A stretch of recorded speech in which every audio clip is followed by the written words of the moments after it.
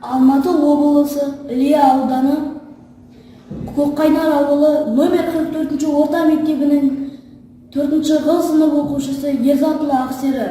Мұқағали Мақатаев. 3 бақытым. Ең бірінші бақытым халқым менің, соған берем ойымның алтын кенін.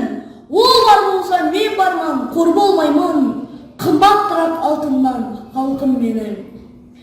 Ал екінші бақытым